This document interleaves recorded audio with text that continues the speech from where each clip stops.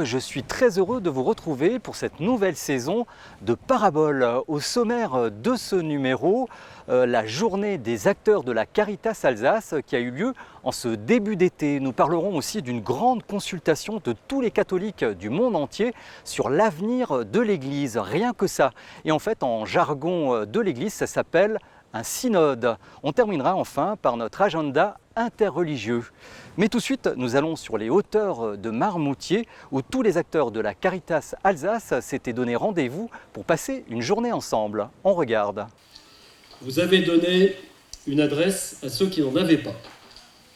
Vous avez appris les premiers mots de français à ceux qui posaient ici leur sac en Alsace après un long périple. Après 2 années marquées par le Covid et par l'impossibilité de se retrouver, c'est avec enthousiasme que 350 bénévoles de la Caritas sont réunis sous ce chapiteau à Hérévy, Marmoutier.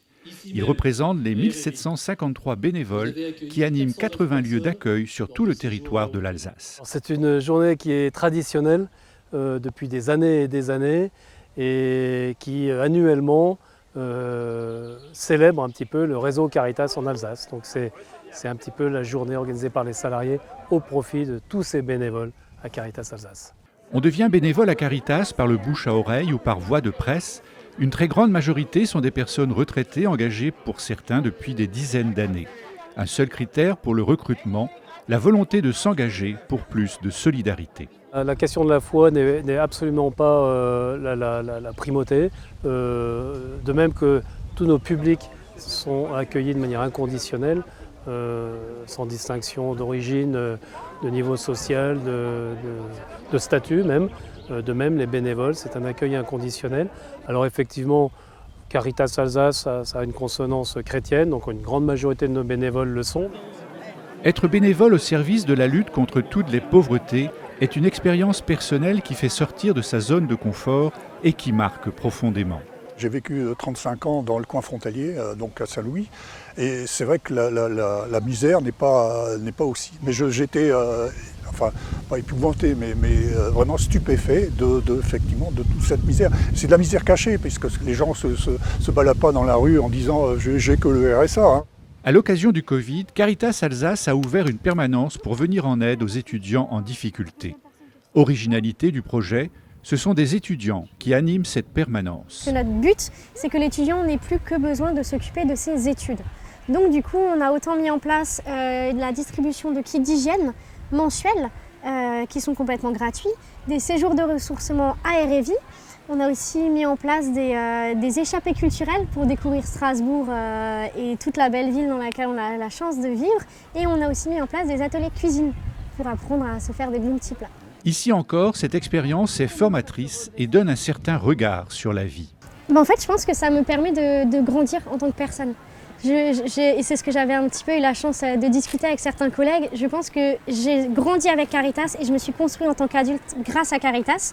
Et aujourd'hui, la personne que je suis et la personne que je serai grâce à mes futures études viennent du fait que toutes mes valeurs, et j'ai pu créer beaucoup de choses avec Caritas.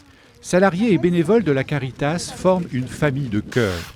Avec l'aide de 40 salariés, il est nécessaire de structurer cette famille en trouvant la bonne manière d'accueillir et de former tous ces bénévoles. Il y a un gros chantier de réflexion sur comment on appelle, on accueille, on forme et on suit les bénévoles.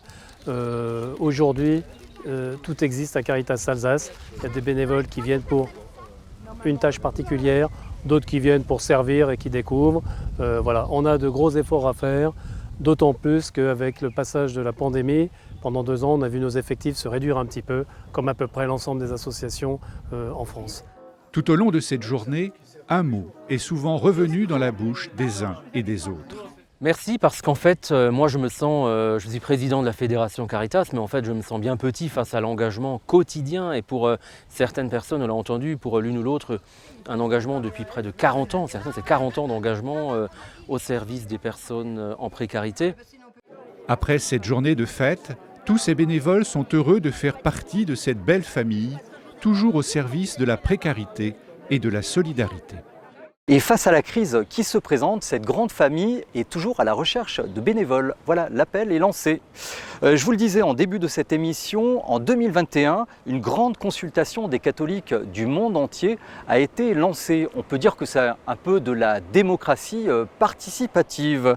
Au niveau de l'Église, ça s'appelle la synodalité en Alsace. Toutes les paroisses y ont participé. On regarde. On sent que c'est un laïc qui a posé la question, c'est qui va exercer une responsabilité. Depuis le 9 octobre 2021, le pape François a invité les catholiques du monde entier à un brainstorming général sur toutes les questions concernant la vie de l'Église.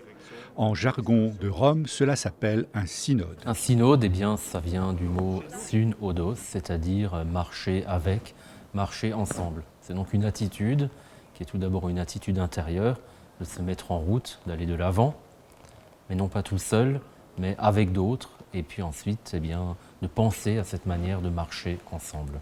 Comme tous les autres diocèses du monde entier, celui d'Alsace a mis en place une équipe pour réaliser cette large concertation. Cette équipe a été chargée de proposer la démarche synodale à l'ensemble du diocèse, donc aussi bien les communautés, les mouvements, les petits groupes de paroisses, des groupes de jeunes. Voilà, donc c'était leur donner des outils et d'abord leur donner le goût.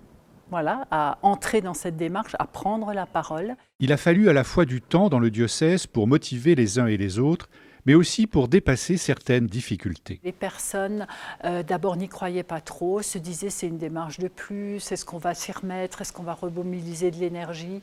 Ça, c'était la première chose. La deuxième chose, c'était ça va servir à rien, puisqu'on a déjà dit tout ce qu'on avait à dire et rien n'a bougé. Donc, est-ce que là, ça va bouger? On en doute. Et la troisième difficulté, c'était, mais la synthèse n'aura plus de goût, et ce qu'on aura dit au départ sera nivelé et n'apportera rien. Après ce départ difficile, la confiance est revenue et le travail a pu commencer dans plus de 600 groupes qui se sont sentis concernés sur l'ensemble du diocèse. Oui, c'est intéressant que le pape et les évêques se mettent à l'écoute des baptisés. Ça veut dire qu'il y a un vrai chemin ecclésial. Pour moi, le synode, finalement, c'est la vie de l'Église, simplement, d'avancer ensemble.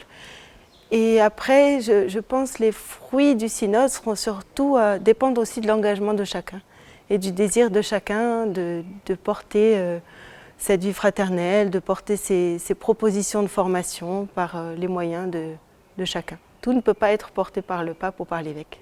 Toute cette réflexion de terrain a donné naissance à une synthèse générale qui a été présentée officiellement à un certain nombre d'acteurs de la vie du diocèse, comme ici à la salle du Musterhof à Strasbourg. Alors cette synthèse qui a été réalisée, ce n'est pas un résumé, ce n'est pas non plus une réinterprétation des choses, ce n'est pas non plus, nous n'avons rien retranché ni ajouté, mais nous avons vraiment essayé d'être fidèles à ce qui a été dit, pour que tous les avis puissent se retrouver. Une synthèse comme un état des lieux sur plusieurs thèmes, tels que la vie communautaire, l'évangélisation, le dialogue avec la société, la gouvernance, mais aussi reflet des questions actuelles pour beaucoup de catholiques aujourd'hui. Comment accompagner les divorcés remariés? Comment accompagner et comment accueillir et accompagner les personnes homosexuelles? Comment accompagner, etc. etc. Et puis, pourquoi est-ce que les femmes ne peuvent pas devenir prêtres? Pourquoi est-ce qu'il n'y a pas d'hommes mariés qui peuvent devenir prêtres? Voilà, ce sont des questions qui sont posées et je sens qu'il y a une forte demande d'explication. Cette synthèse, avec toutes ces questions, va poursuivre sa route pour être intégrée dans une synthèse nationale, puis continentale, pour servir de base de réflexion au pape et aux évêques à Rome en 2023. Pas de doute qu'on suivra tout cela de près. Avant de terminer ce magazine, je vous propose de jeter un œil sur notre agenda interreligieux. Le Nouvel An juif, Rosh Hashanah, aura lieu les 26 et 27 septembre, 2 jours de fête qui marquent le commencement de l'année 5783 selon le calendrier hébraïque. Le dimanche du judaïsme, l'Église catholique et la Fédération protestante de France célèbrent le dimanche du judaïsme le 2 octobre, une occasion de rappeler à tous les chrétiens le lien spirituel fort et unique avec le peuple juif. Synode électif. L'Église protestante réformée d'Alsace et de Lorraine se réunira en synode le 24 septembre pour élire son nouveau président. poste resté vacant à la suite du départ de Christian Krieger à la tête de la Fédération protestante de France. Ordination diaconale. 5 nouveaux diacres permanents seront ordonnés à la cathédrale de Strasbourg le 1er octobre. Il s'agit de Christophe Beaumont, Maxime Beaufy, Martial Keller, André Ropp et Marc Schwemmer. Voilà, c'est la fin de ce magazine. Merci de nous avoir suivis et à bientôt.